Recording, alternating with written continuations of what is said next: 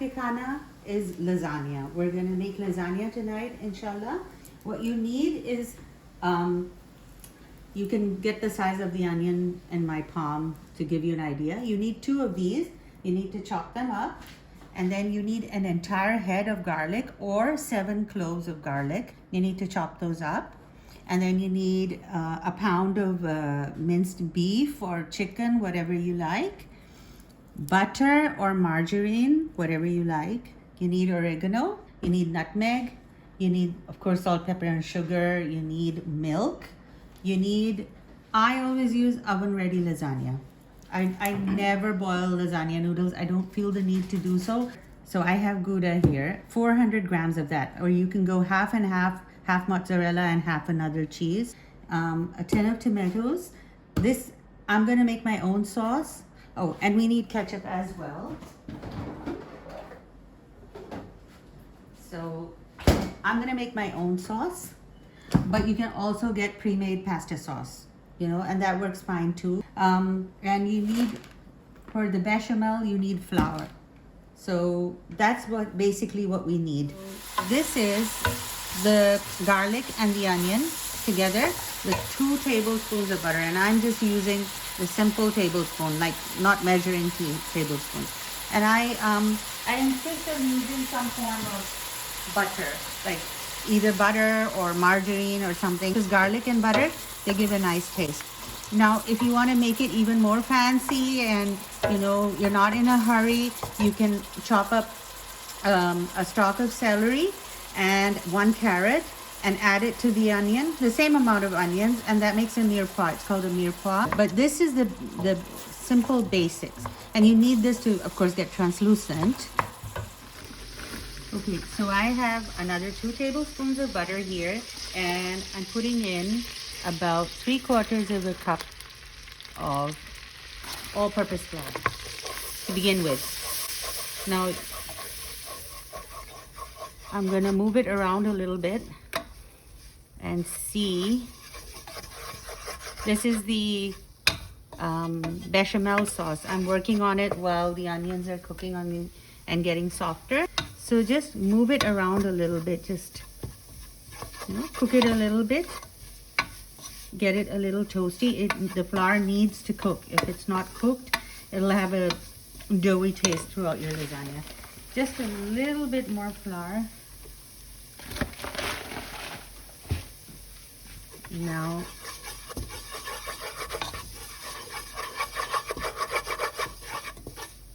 generally it will take up all the butter, so my solution to that is just, you know, add a little bit of cooking oil, you know, just go by eye.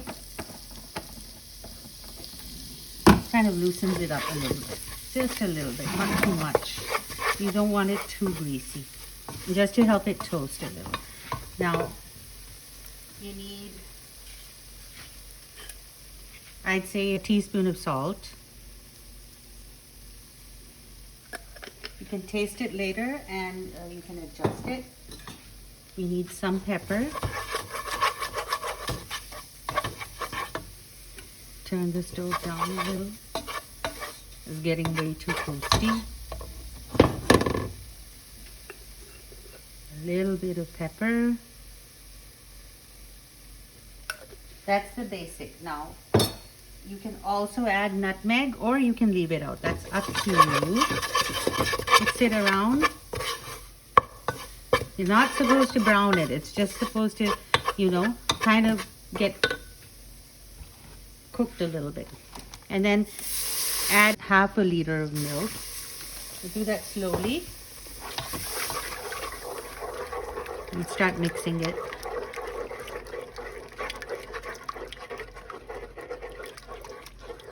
The lumps will go away. They just have a way of dissolving. The fat lets them dissolve a little bit.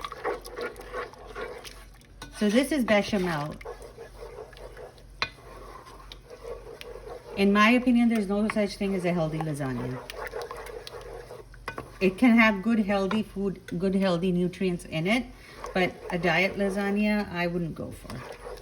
Okay, so now I'm making my sauce with half a liter of milk, and I used about 3/4 of a cup of flour. So if you're making a bigger lasagna, then you can double that amount. Now this is all the cheese. I'm gonna put most of it in. I'm just gonna save a little bit for the top layer of the lasagna. And mix all that in, and you can add 2 kinds of cheeses, 3 kinds of cheeses, whatever you want. So that's what your cream sauce should look like. And as it cools down, it will thicken a little bit. You need your ingredients to be a little bit wetter when you're using oven ready lasagna. I'll explain that further. And this sauce is now ready to go. The onions are now gently softened and kind of a little bit caramelized, but we don't brown them, of course, all the way through for lasagna. And then you put in the meat, and I always brown the meat a little bit, and then I add the salt, a teaspoon again,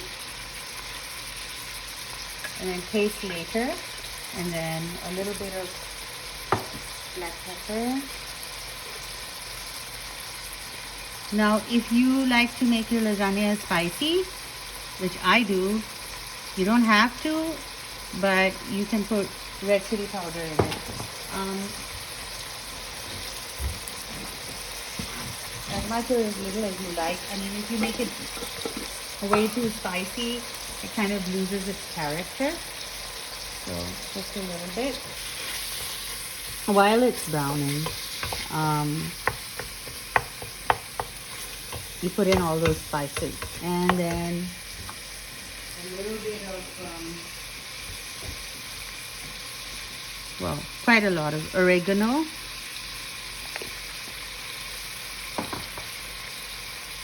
and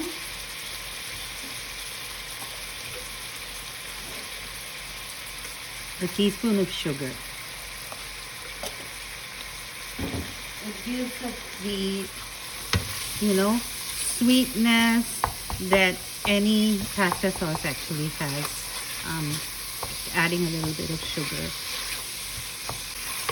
So when you're at this point, it's kind of browned and a little bit cooked. The rawness is gone. It's been cooking for about 5 or so minutes. Then you add the entire tin of tomatoes. Now these can be diced, or they can be crushed, depending on your taste. And you can also just put in some pasta sauce.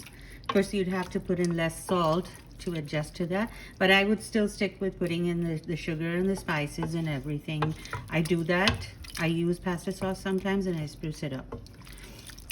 And then the last secret ingredient, which is not so secret, is a little squirt of ketchup, just like that, because it kind of gives it, I don't know, it gives it a oneness of some sort. I don't know. Now when all this is done, it's going to simmer for a little while. I would say maybe 15 minutes, because it's going to cook in the oven too. And then it will be ready. And then before you layer the lasagna, taste both the cheese sauce, taste the meat sauce. Everything has to taste perfect, and whatever it needs, just add that, and then you start layering. Okay, so now we have everything over here to put the layers together. We got our sauces and our dish and everything. So this is a 12 by, I think it's 12 by 8 inch pan, more or less, yes. I can't exactly remember what the size on this one is. It fits 3 lasagna noodles. Now, there's gonna be space, but don't worry about that. So I start with the meat sauce. Why? If the lasagna noodles were boiled, I would start with cheese sauce. But we need moisture at the bottom of the noodle. We don't want the noodle to be dry at the bottom. That's the thing about using oven ready lasagna. You need the sauce to be more watery and you need it to coat it better. So there's your first layer, the sauce, and then you put the lasagna in at equal distance. And this is fine because it's going to expand. Believe it or not, it'll take up the entire dish. Okay, now another layer of meat.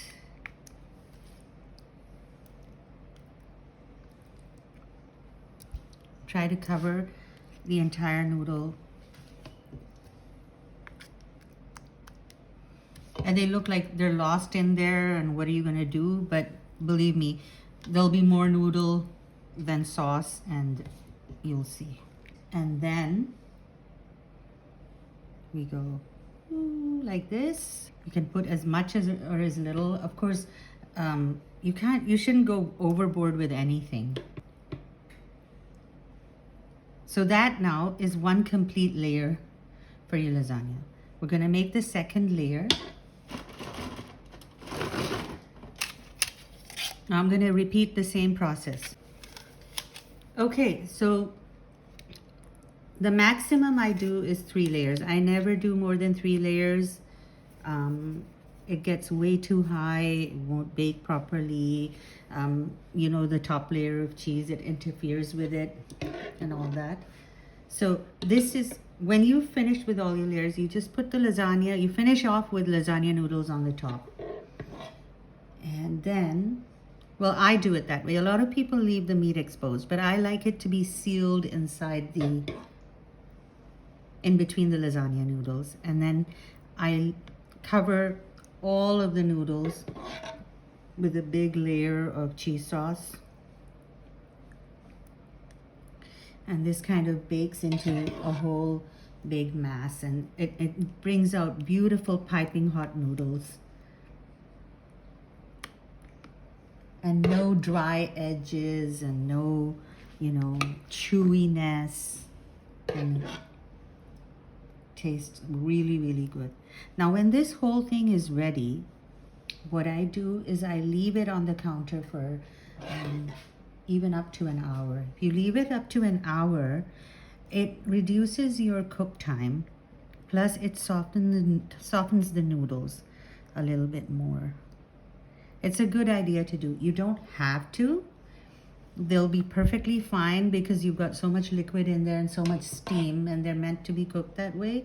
But if you do leave them on the counter, if you have the time and you do leave them there, it's a much better bake.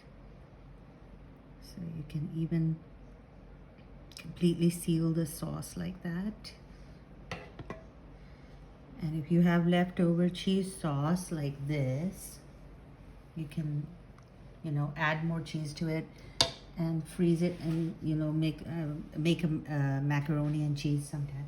So to finish off this top layer, sprinkle a little bit of cheese, because when we bake this, we're going to bake it covered, and then we're going to expose it and let the cheese become golden brown. That's why we're putting cheese on the top. We're going to cover this with foil now.